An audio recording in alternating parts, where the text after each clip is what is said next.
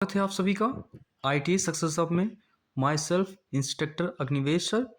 So we will discuss today about of electrician theory and इस class में आप लोग सीखेंगे कुछ basic concept and formulas. So हम लोग मेहनत करते हैं इस चैनल पर ITA सक्सेस हब पर।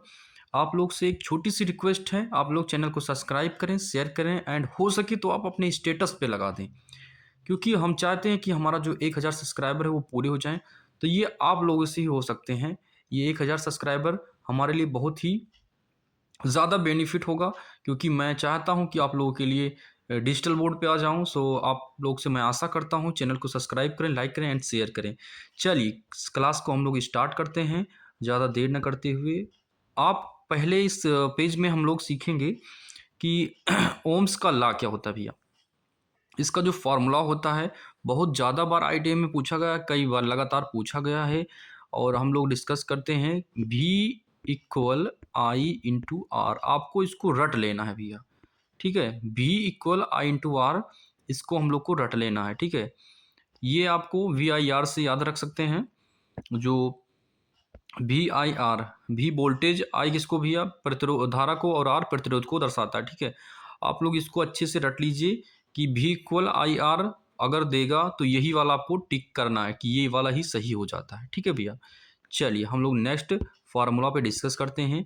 ये ज़्यादा आए हुए प्रीवियस ईयर जो है फार्मूला है भैया, इसको हम लोग को रट लेने हैं, ठीक है। तो चैनल में आप लोग अंत तक बने रहें ताकि जो भी मेन फार्मूले हैं हम लोग डिस्कस कर लें इस वीडियो में। और इस वीडियो का मेन मकसद ही भैया कि जो फार्मूलेस हैं और जो बेसिक कॉन्सेप्ट हैं उनको रटना।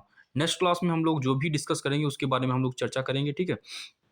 अभी तो मैं डिस्कस करता हूँ इलेक्ट्रिक पावर फार्मूला का। ये कई बार पूछा गया है भैया, पावर का फार्मूला क्या होता है। P इक्वल V इंटू आई, ये भी आपको रटना है भैया कि पूछेगा कि फार्मूला जो होता है किसका, पावर का फार्मूला क्या होता है। What is the formula of electric power formula. तो आपको P इक्वल कई सारे ऑप्शन देखने को मिलेंगे। आपको P equal I square into R, अगर ये देखने को मिलता है तो आप इसको टिक करेंगे, या फिर P equal V square upon R, अगर ये देखने को मिलता है तो ये भी आप टिक करेंगे, ठीक है। अगर इसके अलावा और कोई भी देखने को मिलता है तो वो क्वेश्चन आपका रॉन्ग हो जाता है। हम लोग डिस्कस किए 1 2 3 फार्मूले पर, ये तीनों ही आपके सही हो जाते हैं कि अगर ये तीनों आपके क्वेश्चन में मिलते हैं तो आपको ये टिक करना है, ठीक है। हम लोग चलते हैं नेक्स्ट टॉपिक पे और डिस्कस करते हैं। देखिए प्यारा सा सुनहरा सा आपके सामने एक प्यारा सा प्रश्न आ चुका है। AC सप्लाई फ्रीक्वेंसी पूछेगा कि इंडिया में पावर की जो सप्लाई फ्रीक्वेंसी होती है वो कितनी होती है। भारत में पावर की जो सप्लाई होती है वो 50 हर्ट्ज होती है। उसमें आपको ऑप्शन देखने को मिलेगा, 30 देखने को मिलेगा, 40 देखने को मिलेगा, 50 देखने को मिलेगा, 60 देखने को मिलेगा। आपको लगाना क्या रहेगा भैया, आपको लगाना रहेगा 50 हर्ट्ज, ठीक है। आपको लगाना है 50 हर्ट्ज ही लगाना रहेगा, ठीक है। चलिए आई होप आपको क्वेश्चन समझ में आ रहे होंगे। तो हम लोग नेक्स्ट क्वेश्चन पे डिस्कस करते हैं। आपके सामने प्यारा सा प्रश्न आ चुका है जो कई बार पूछा गया प्रश्न है, प्रीवियस ईयर का जो है क्वेश्चन है भैया, ठीक है।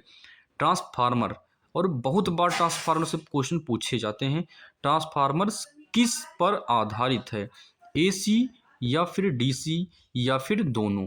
तो आपको लगाने रहेंगे भैया, आपको लगाने रहेंगे AC, transformer based on only transformer AC work, ठीक है। AC वर्क करता है, नॉट DC वर्क, ठीक है। AC पर कार्य करता है, DC पर कार्य नहीं करता है भैया, ठीक है।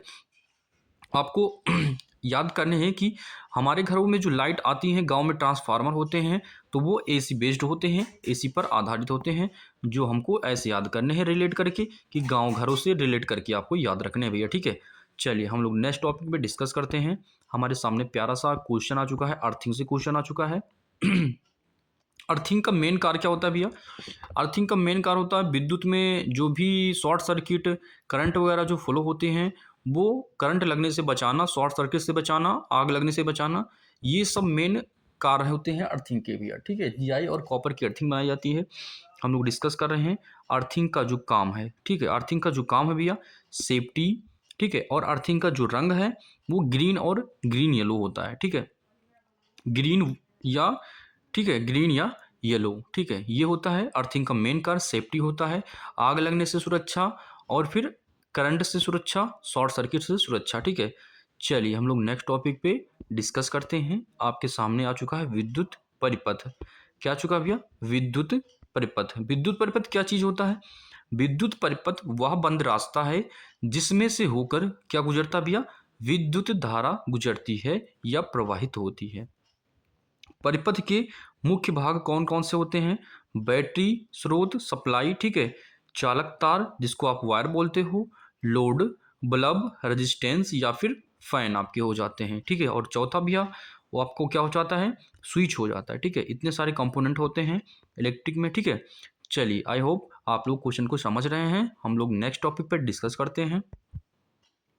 चलिए नेक्स्ट टॉपिक आपके सामने प्यारा सा शानदार सा टॉपिक आ चुका है, श्रृंखला परिपथ। इसको बोलेंगे सीरीज सर्किट। इसकी परिभाषा क्या होती है? जब परिपथ में सभी अवयव लोड एक ही रास्ते में एक के बाद एक जुड़े हो तो उसे श्रृंखला परिपथ कहते हैं। जैसे हम एग्जांपल लेते हैं। एग्जांपल में हम लोग समझते हैं R1 या R total R total equal R1 plus R2 plus R3, ठीक है। इसको हम लोग क्या बोलेंगे भैया? इसको बोलेंगे, सॉरी एक मिनट, चलिए मैं एक बार रिवाइज कर देता हूँ, थोड़ा सा टेक्निकल इशू हो गया था। तो एक मिनट, चलिए R टोटल इक्वल फॉर्मूला क्या हो जाता भैया? R1 plus R2 plus R3, ठीक है, R3 हो जाता है भैया, ठीक है। इस तरीके हम एग्जाम्पल लेते हैं, ठीक है। इस तरीके श्रृंखला परिपथ का फार्मूला हो जाता है, ठीक है। अगर हम लोग नेक्स्ट टॉपिक पे डिस्कस करते हैं, देखिए इसको अगर आपसे पूछे कि जो कुल प्रतिरोध होता है R टोटल होता है भैया, उसका फार्मूला मैंने ये अभी इससे पहले बताए थे कि R टोटल या R बराबर फार्मूला क्या होता है? R1 प्लस R2 हो जाता है आपका और प्लस R3 हो जाता है, ठीक है। तो इसमें सभी प्रतिरोध को ऐड किया जाता है कुल प्रतिरोध निकालने के लिए। जितने भी क्वेश्चन में दिए रहेंगे प्रतिरोध, उन सभी को ऐड करके हमारा R का कुल प्रतिरोध का मान निकल जाता है, ठीक है। चलिए आई होप आप समझ रहे होंगे। हम लोग नेक्स्ट टॉपिक पे डिस्कस करते हैं। चलिए पावर, हम लोग पावर के बारे में डिस्कस कर रहे हैं। तो पावर का जो डिफिनेशन होता है वो हम लोग आज इसमें डिस्कस करेंगे। पावर क्या चीज़ होता है भैया? ठीक है, पावर क्या चीज़ होता है? What is the power? Power की डिफिनेशन क्या होती है? वह शक्ति जो क्या होता है भैया? विद्युत शक्ति वह दर है जिसमें दर से या जिस दर से विद्युत ऊर्जा का उपभोग खपत होता है उसको पावर कहते हैं। फिर से एक बार रिवाइज करते हैं, वन मोर टाइम प्लीज। देखिए विद्युत शक्ति वह दर है जिस दर से विद्युत ऊर्जा का उपभोग या खपत करती है उसको पावर कहते हैं, ठीक है। चलिए हम लोग नेक्स्ट टॉपिक पे डिस्कस करते हैं। परिभाषा किस चीज़ की? विद्युत धारा की, विद्युत दाब की, ठीक है, इलेक्ट्रिक प्रेशर की। इलेक्ट्रिक प्रेशर क्या होता है भैया?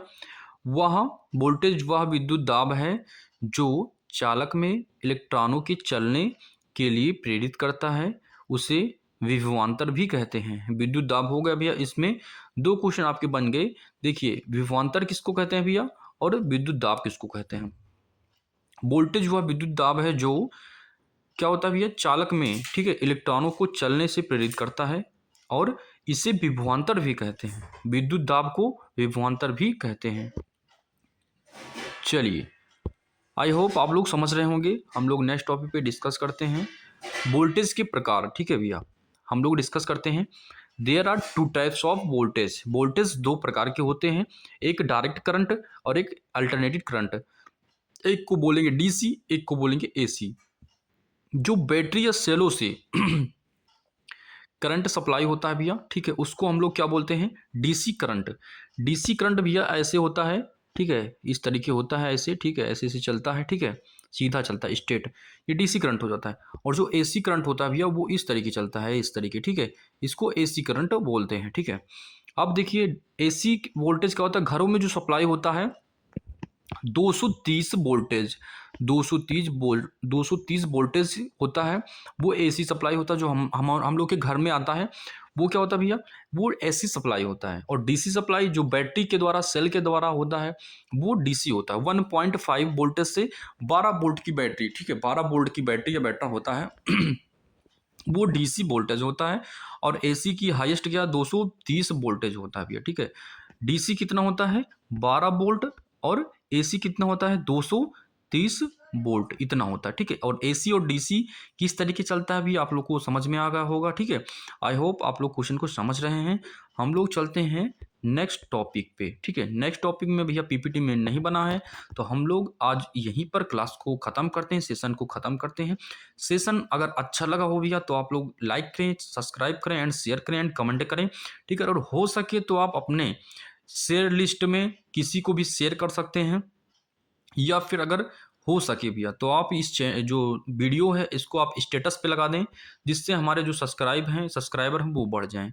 तो आप अगर इतना कर लेते हैं तो हमारे लिए बहुत बेनिफिट होगा भैया। Thank you to all. जय हिंद।